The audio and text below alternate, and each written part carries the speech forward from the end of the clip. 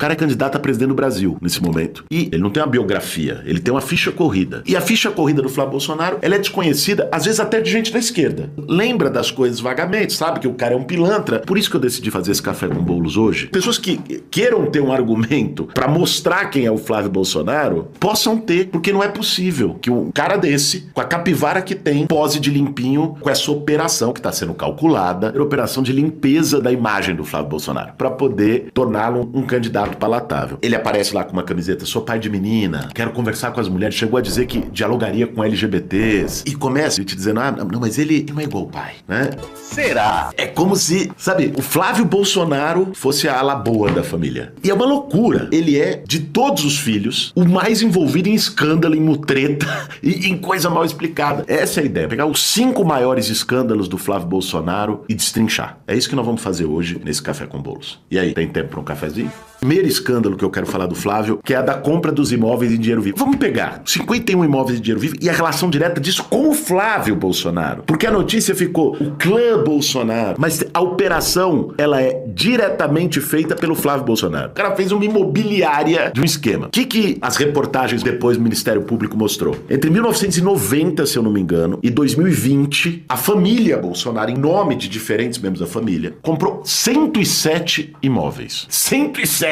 imóveis. O domínio da Coab. Só que não era da Coab, né? Era no Vivendas da Barra, por exemplo, lá na Barra da Tijuca, no Rio de Janeiro. Só que tem uma coisa. Desses 107 imóveis, 51 foi em cash, dinheiro vivo. A gente fala, pô, não é crime usar dinheiro vivo. Mas por que a Receita Federal e qualquer investigador, qualquer policial, quando uma compra é feita com dinheiro vivo, quando você encontra dinheiro vivo, como foi na casa do Sóstenes, do líder do PL agora... Os agentes da Polícia Federal encontraram 430 mil reais em dinheiro vivo.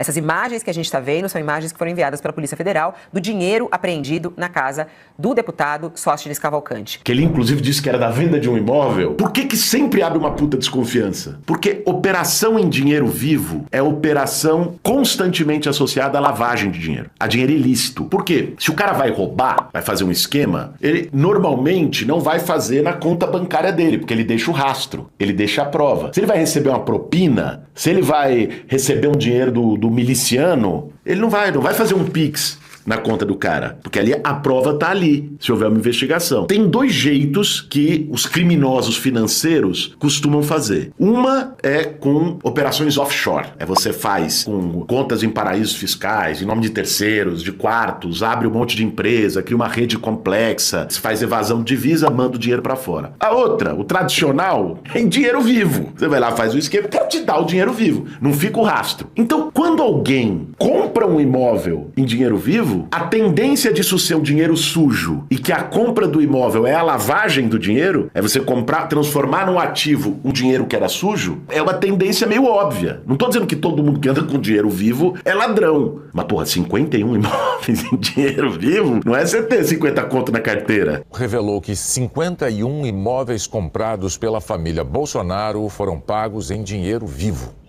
Em valores corrigidos pela inflação, o montante equivale hoje a quase 26 milhões de reais. E aqui tem umas coisas que eu queria, que tá aqui, que eu acho que é importante a gente pegar. Teve um esquema de subfaturamento do imóvel. Ele vendeu por menos ou comprou por menos? Veja, o valor de imóvel, você tem um valor de mercado, você tem um valor venal. Se você vai vender tua casa, você vai vender por valor de mercado, certo? Não é um valor que tá lá no cartório desatualizado, defasado, você vende pelo valor de mercado. A casa do Vivendas da Barra, daqui ó, ela valia na época que o Bolsonaro comprou por valor de mercado 1 milhão. Ele comprou por 409 mil. Mas até que o proprietário estava desesperado. Devia ser. Assim como o proprietário dos terrenos que ele comprou em Resende, no Rio de Janeiro, que ele comprou por 160 mil, mas o valor de mercado era 743 mil. Talvez o Bolsonaro seja um imã de desesperados, né? A família, o Flávio, que ele procura os desesperados e fala, vou comprar por menos, me vende aí por menos. Ele pode ser um bom negociador, faz bons negócios. Quem sabe, né? Que você que tá assistindo aqui o Café com Bolos talvez possa concordar. Agora, o próprio Flávio comprou 17 apartamentos com 2 kitnets que ele pagou 320 mil em cheque e 638 mil em dinheiro vivo. o Flávio. Então, cara, a pessoa pode dizer, pô, não tem um crime comprovado. Essa investigação não andou. Por que essa investigação andou? Não é que o cara foi absolvido, nada disso. Simplesmente a investigação, ela foi suspensa no STJ porque ela estava associada das rachadinhas, que é a terceira que eu vou falar aqui. É a da famosa rachadinha. O caso da rachadinha foi pro STJ. Quando foi pro STJ, os advogados do Flávio alegaram que tinha uma coleta de provas ilegal. O STJ manda suspender a validade dessas provas e devolve o caso pro Tribunal de Justiça do Rio de Janeiro. E tá até hoje no Tribunal de Justiça do Rio de Janeiro, em berço esplêndido, sem nunca ter sido julgado. Essa decisão do STJ, no caso da rachadinha, impactou os imóveis em dinheiro vivo, os 51 imóveis em dinheiro vivo e a da mansão. É uma loucura, né? Uma manobra judicial, aí jogou pro Rio de Janeiro. Eles sempre foram contra federalizar os crimes, né? A família Bolsonaro. Não sei por quê. E por isso que quando o delegado da Polícia Federal do Rio de Janeiro, no governo do Bolsonaro, foi investigar a rachadinha, tem que trocar o delegado! Quem não lembra disso aí? Já tentei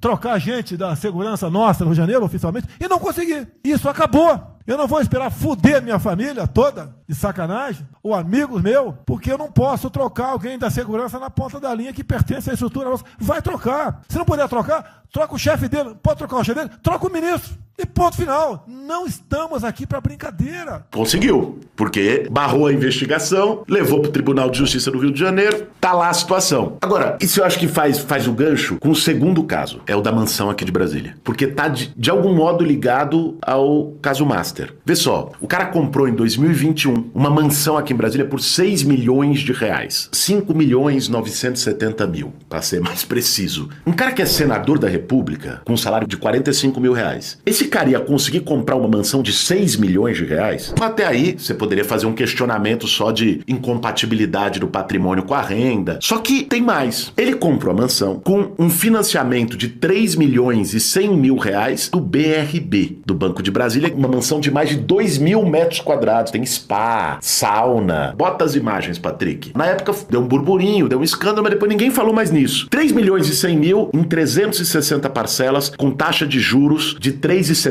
ao ano. Quem no Brasil tem taxa de juros de 3,7% ao ano? Com os nossos juros mais altos do mundo. É incompatível com os outros financiamentos dados pro BRB. Foi uma linha feita pro Flávio Bolsonaro e que ninguém mais recebeu. O senador Flávio Bolsonaro comprou uma mansão de quase 6 milhões de reais em um bairro nobre de Brasília.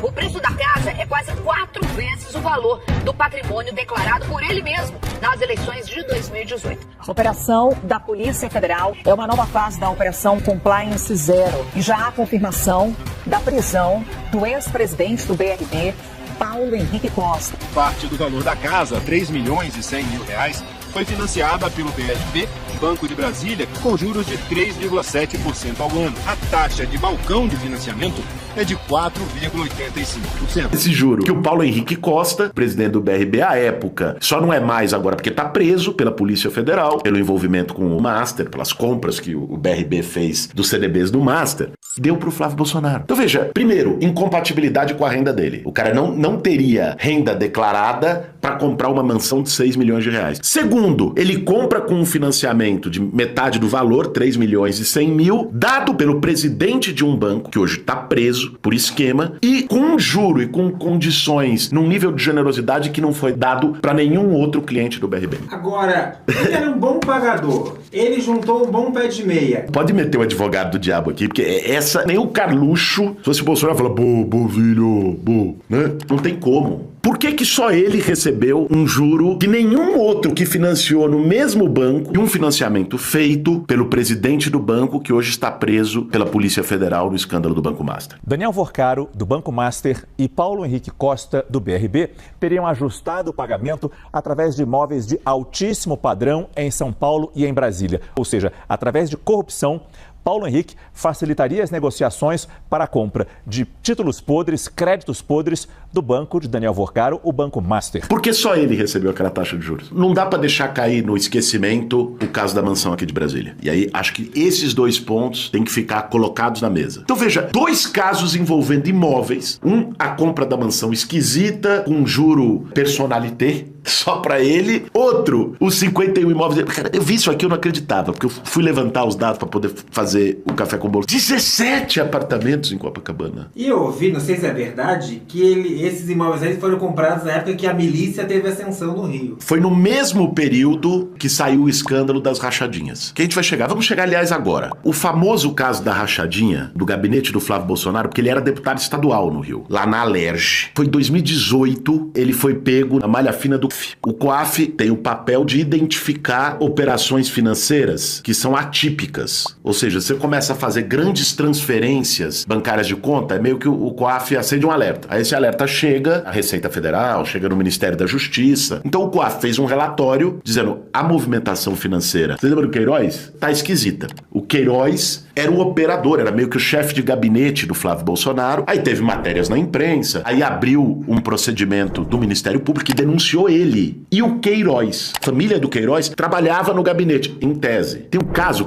acho que era a filha dele, era personal trainer numa academia. Ou seja, ninguém trabalhava no gabinete dele. As pessoas davam o nome como laranjas pra ficar com uma parcelazinha do salário e o grosso do salário de todos os assessores era operado pelo Queiroz no esquema de rachadinha. O que é a rachadinha? Rachadinha é isso, é um pouquinho, pega o tanto de outro, faz um caixa geral que deu R$1.200.000 no gabinete do Flávio Bolsonaro, segundo a investigação. E aí o Queiroz operava, achando que era malandro, e ele fazia depósitos fracionados, sempre com o mesmo valor. Por quê? Porque eles sabem que o COAF é alertado a partir de um certo valor. Só que eles foram fazendo essas movimentações. Foi daí que surgiu o negócio do Micheque, porque a Michele Bolsonaro recebeu vários cheques nesse esquema da rachadinha.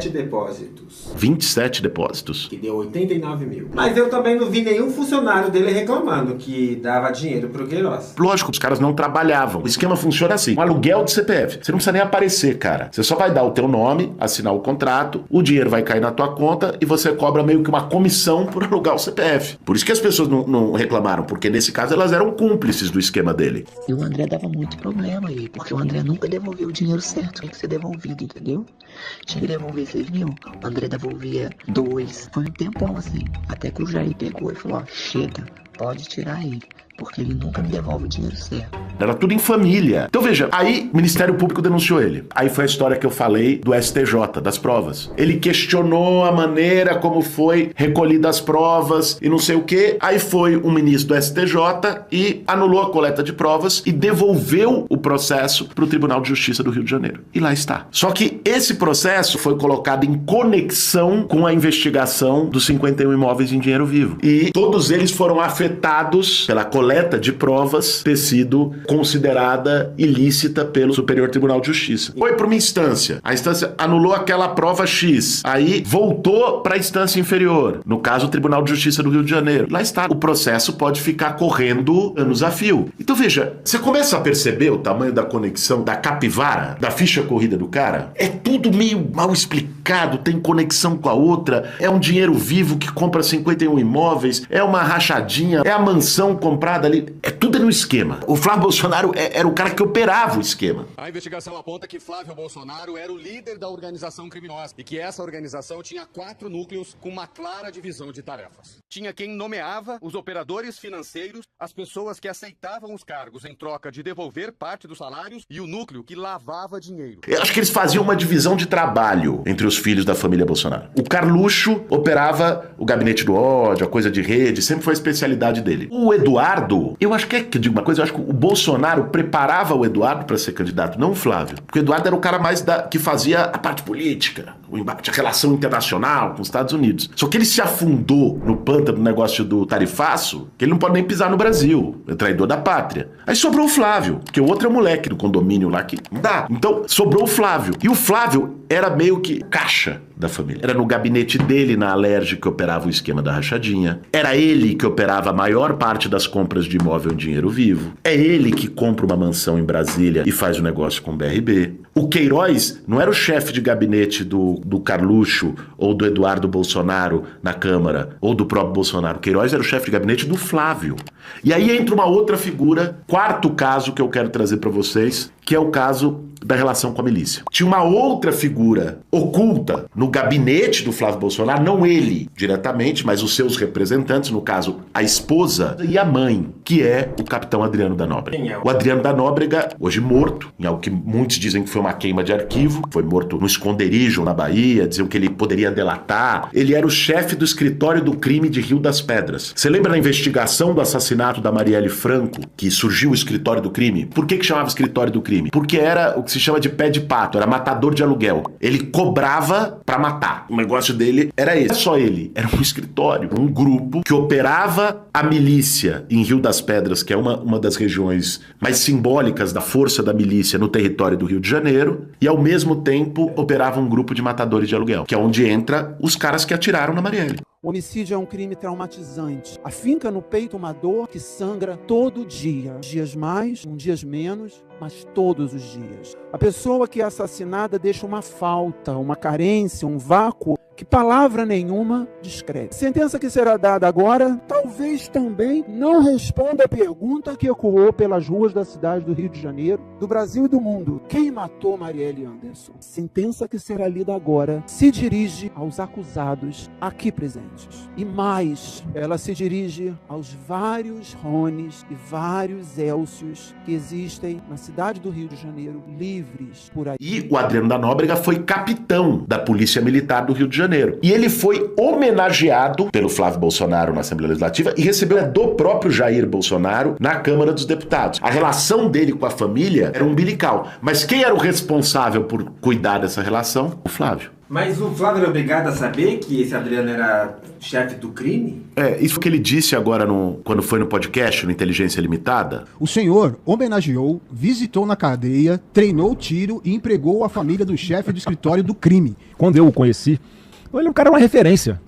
Exímio atirador, né? Depois disso ele buscou um caminho errado. Eu não posso ter responsabilidade de um troço que isso aconteceu faz mais de 20 anos. Mas não é o que o Adriano da Nóbrega fez no futuro. Quando ele homenageou o cara, a medalha Tiradentes que o Flávio deu pro Adriano da Nóbrega, ele foi levar na cadeia. O Adriano da Nóbrega já estava preso por envolvimento com a milícia.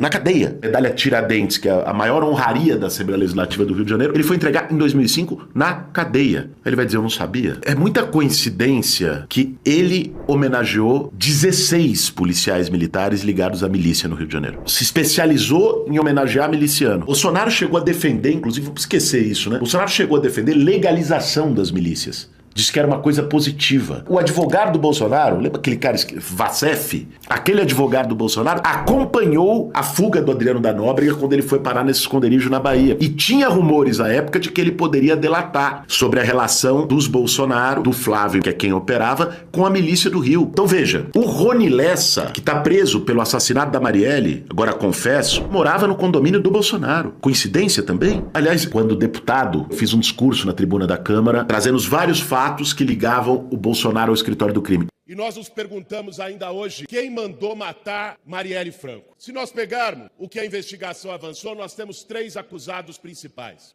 Um deles, Rony Lessa, vizinho de Jair Bolsonaro e que sua filha foi namorada de Jair Renan, filho de Jair Bolsonaro. O segundo acusado, Élcio Queiroz, preso, assim como Rony Lessa, que tem fotos com Jair Bolsonaro e que teve 12 vezes, ao menos, no condomínio Vivendas da Barra, onde mora Jair Bolsonaro. Por isso nós perguntamos novamente, quem mandou matar Marielle Franco? O Bolsonaro me processou. Aí nós tivemos uma audiência judicial, por sorte foi pro Zoom, não fiquei no mesmo ambiente que ele, e perdeu. Processou porque eu associei a milícia, perdeu o processo. Tá recorrendo, mas perdeu.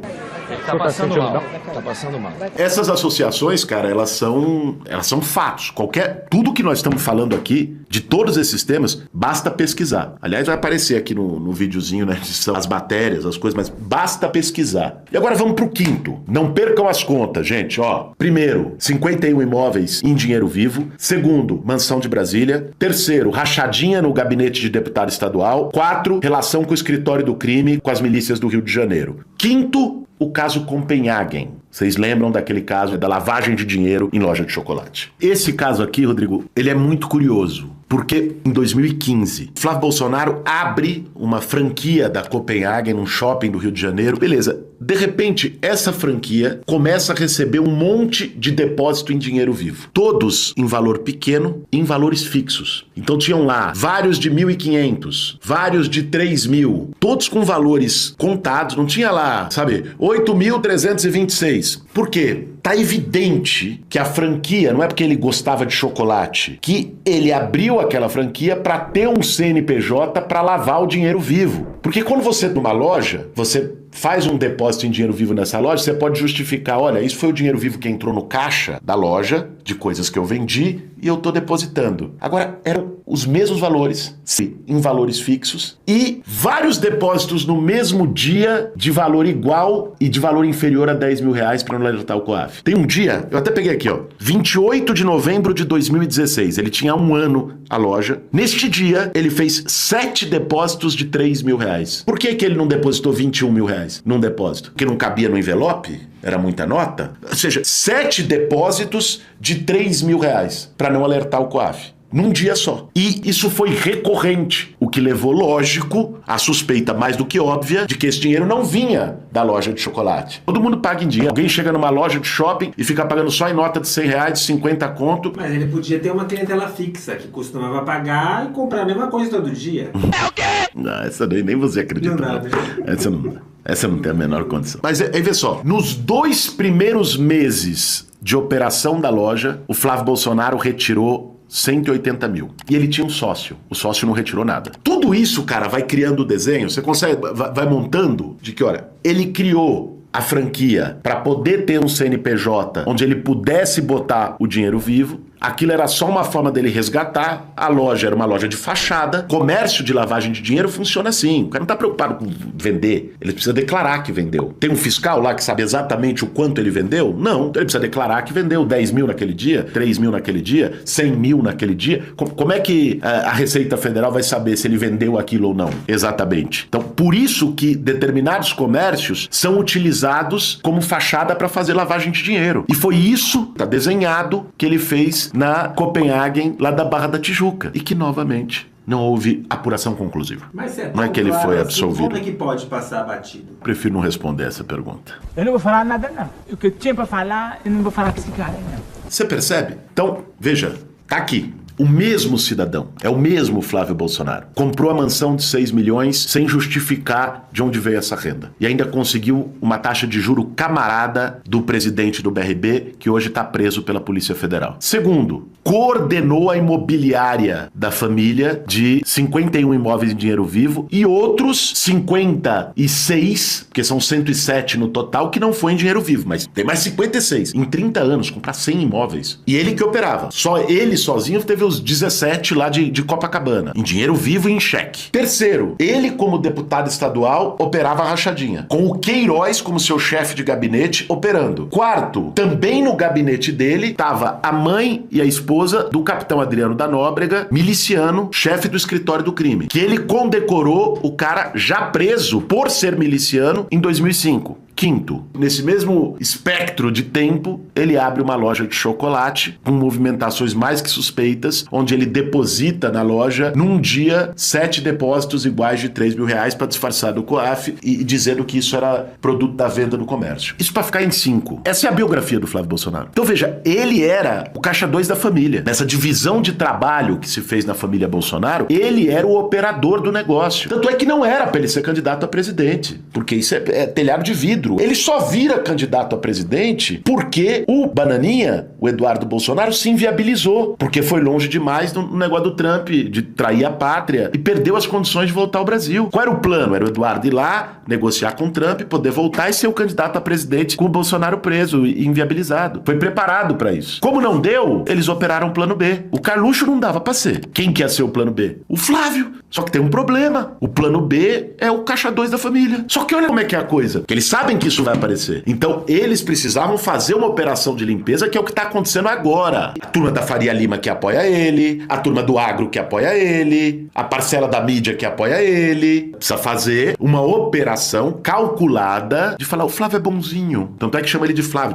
Não tem mais Bolsonaro no Flávio, pra desatrelar do pai, da rejeição do pai. Ele aparece, sou pai de menina, escrito numa camiseta. Ele fala que tá disposto a conversar com todo mundo, que ele quer pacificar o país. Eu vi resultado de pesquisa qualitativa, a ver como essa operação de lavanderia de imagem do Flávio Bolsonaro, ela tem efeito, gente dizendo, ele não é corrupto igual a família. Sendo que ele é o pivô de todos os esquemas de corrupção da família. Agora, a questão é se nós vamos ter tempo e microfone para isso tudo chegar no Brasil, daqui até outubro. Mas se é tão claro assim, não era pra todo mundo estar falando disso? Mas assim, a vida é dura. No algoritmo da rede social, tem outras pessoas falando disso. Eu não sou o único que conheço essas informações, que sei disso, que tá falando sobre isso. Só que, acho que ficou uma parte da sociedade, o cara lá da rachadinha, o cara da loja de chocolate, como se fosse uma coisa menor. O que eu acho que tem faltado é as pessoas conectarem que a tarefa dele ali, nessa organização familiar criminosa, era justamente fazer a operação do esquema. E aí isso fica na cabeça das pessoas, é tanta informação que chega, parece uma coisa que não tá muito nítido. Quando eu decidi fazer esse café com bolos, eu falei, cara, nós precisamos juntar tudo, para que as pessoas, primeiro, quem assista e talvez não tivesse essas informações, possa tê-las, ter acesso a elas. E quem talvez tivesse, possa ter, vamos dizer assim, o compilado, para poder repassar para as pessoas que não têm, para poder compartilhar e passar adiante. Isso precisa chegar nas pessoas. Um cidadão com uma ficha corrida dessa, presidente do Brasil, já parou para pensar o tamanho do absurdo disso? É pior que o pai?